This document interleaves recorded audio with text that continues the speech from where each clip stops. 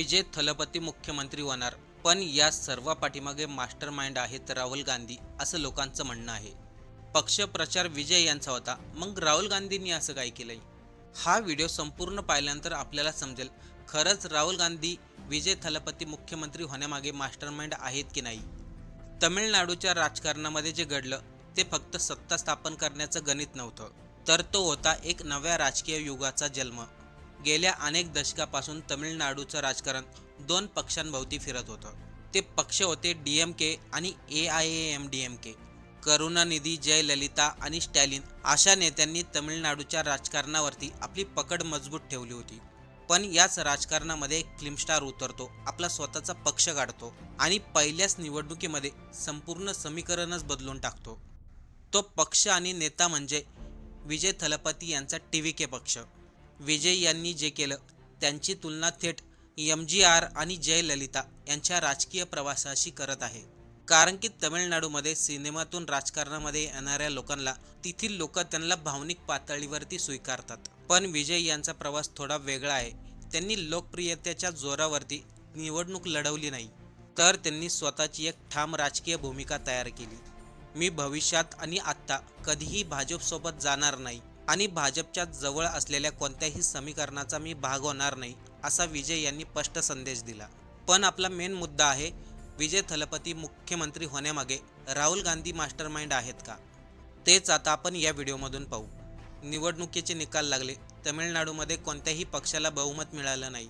विजय यांच्या पक्षाने 108 जागा जिंकल्या. तो सर्वात मोठा पक्ष ठरला. पण सरकार स्थापन करण्यासाठी आणि बहुमतासाठी लागणारा आकडा 118 होता.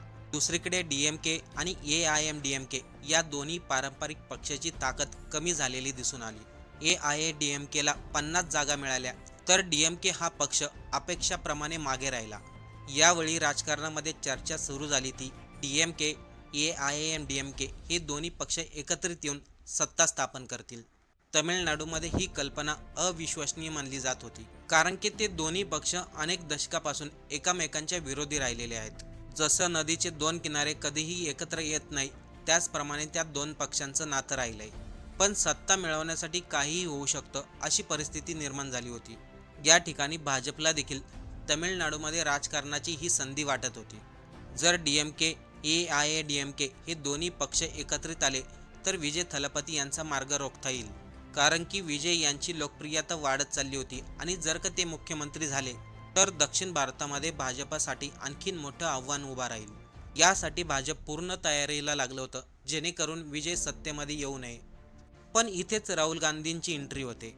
अनेक वर्षापासून तमिळनाडूमध्ये काँग्रेस आणि DMK हे एकमेकांचे मित्र राहिलेत. सोनिया गांधी आणि करुणानिधी यांचे संबंध अतिशय चांगले राहिलेत. तर दुसरीकडे राहुल गांधी आणि स्टॅलिन हे सार्वजनिक मंचावरती एकमेकांना भाऊ मानतात. त्यामुळे सर्वांना वाटत होतं काँग्रेस हे DMK सोबत राहतील. पण निकाल लागल्यानंतर तमिळनाडूचं राजकारण बदलतंय हे राहुल गांधी यांच्या लक्षात आलं. ज्या विजय थलपतीने मोठा प्रचार केला, मेहनत घेतली, त्यांच्या पक्षाने सर्वात अधिक जागा मिळवल्या, त्याच विजयाला सत्तेपासून रोखलं जातंय हे राहुल गांधी यांच्या लक्षात आलं. त्यावेळेस राहुल गांधींनी कोणत्याही गोष्टीचा विचार न करता थेट विजय यांना समर्थन देण्याची घोषणा केली. राहुल गांधींनी ट्विट करून देखील सांगितलं, विजय यांनी आपल्या जागा निवडून आणण्यासाठी खूप मेहनत घेतली आणि त्यांना त्यांच्या मेहनतीचं फळ मिळायला हवं. त्यामुळे काँग्रेस पक्षाचे 5 आमदार विजय यांच्या बाजूने उभे राहिले. हा फक्त आकड्यांचा खेळ नव्हता, हा भाजपला एक राजकीय संदेश होता. राहुल गांधींना समजलं तमिळनाडूमध्ये बदल हवाय आणि हा बदल विजय थलपती घडवून आणू शकतात. त्यामुळे त्यांनी DMK सोबत न राहता विजय यांच्या TVK पक्षाबरोबर जाण्याचा निर्णय घेतला.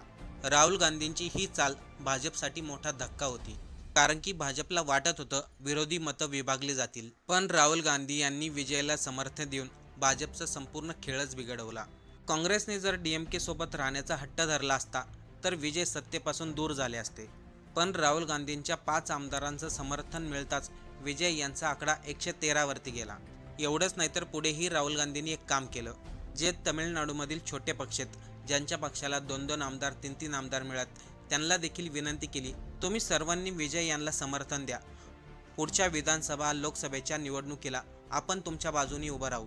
आणि यामुळे विजय यांनी बहुमताचा आकडा पार केला. टोटल 119 आमदार झाले. त्यामध्ये 2 सीट स्वतः विजय यांची आहे. एक जागा त्यांना सोडावी लागणार, तरी देखील बहुमताचा आकडा सहजपणे पार होतो, तो म्हणजे 118. पण या सर्व काळामध्ये विजय हे राज्यपालांकडे सरकार स्थापन करण्यासाठी 3 वेळा गेले होते. पण तिन्ही वेळेस राज्यपालांनी सांगितलं, तुमच्याकडे बहुमत नाहीये, तुम्ही सरकार स्थापन करू शकत नाही. विरोधकांनी आरोप केला, राज्यपाल हे भाजपच्या दबावाखाली काम करत आहे. महाराष्ट्रामध्ये देवेंद्र फडणवीस यांना बहुमत नसताना देखील राज्यपालांनी सरकार स्थापनेसाठी आमंत्रण दिलं होतं. तमिळनाडूमध्ये विजयला का अडवलं जातं असे प्रश्न देखील उपस्थित झाले. दुसरीकडे कपिल सिब्बल यांनी ही राज्यपालाच्या भूमिकेवरती टीका केली. त्यांनी सांगितलं, राज्यामध्ये जो मोठा पक्ष आहे त्या पक्षाला सरकार स्थापन करण्याचं निमंत्रण दिलं पाहिजे. त्यांना बहुमत सिद्ध करायचं तर ते विधानसभेमध्ये करतील, राजभवनामध्ये नाही. याच दरम्यान एक संदेश आलाय, भाजपने डाव खेळला. DMK आणि AIAMDMK हे दोन्ही पक्ष एकत्रित येऊन सत्ता स्थापन करणार आहे. त्यावेळेस सांगितलं जाई, राहुल गांधी यांनी विजयला संदेश दिला, तुम्ही 107 आमदारांनी राजीनामा देण्याची तयारी दर्शवा. जर असं घडलं असतं तर निवडणुका पुन्हा झाल्या असत्या, पण त्यावेळेस मात्र खूप जास्त समर्थन विजय यांना मिळालं असतं. विजय यांच्या भूमिकेने लोकांमध्ये प्रतिमा आणखीन जास्त मजबूत झाली असती. राहुल गांधी यांनी अतिशय दूरदृष्टी दाखवली. नेहमी त्यांच्यावरती टीका होत असते. राहुल गांधी निर्णय घेण्यामध्ये अपयशी ठरतात, पण यावेळेस त्यांनी योग्य निर्णय घेतला असंही लोक बोलू लागले. कारण की तमिळनाडूमध्ये लोकसभेच्या टोटल 39 सीट आहेत. जर राहुल गांधी विजय यांच्या सोबत राहिले तर भविष्यामध्ये त्यांना फायदा देखील होऊ शकतो. राजकारणामध्ये आकडे महत्त्वाचे असतात, पण त्याहून महत्त्वाचा असतो तो टायमिंग. राहुल गांधींनी देखील योग्य वेळी विजयच्या बाजूने उभा राहून भाजपचा गेम बिघडवला. भाजपला तमिळनाडूमध्ये हवा असलेला राजकीय गोंधळ त्यांनी होऊन दिला नाही. या उलट विजयभोवती एक मजबूत विरोधी आघाडी उभा केली. तसे पाहिलं तर विजय यांनी खूप मेहनत घेतली, प्रचारही खूप चांगल्या पद्धतीने केला. प्रत्येक गावागावात गेले, प्रत्येक जिल्ह्यात गेले. त्यांचं योगदान राहुल गांधीपेक्षाही मोठं आहे. लोक म्हणतात राहुल गांधींनी फक्त त्यांना योग्य न्याय मिळवून देण्यासाठी त्यांच्या बाजूने ते उभा राहिलेत. आता इथून पुढे विजय थलपती हे जनतेच्या विश्वासावरती खरे उतरतील का? राहुल गांधी आणि विजय यांनी जी जोडी निर्माण केली त्याबद्दल आपल्याला काय वाटतंय? कमेंट करून आपलं मत नक्की सांगा.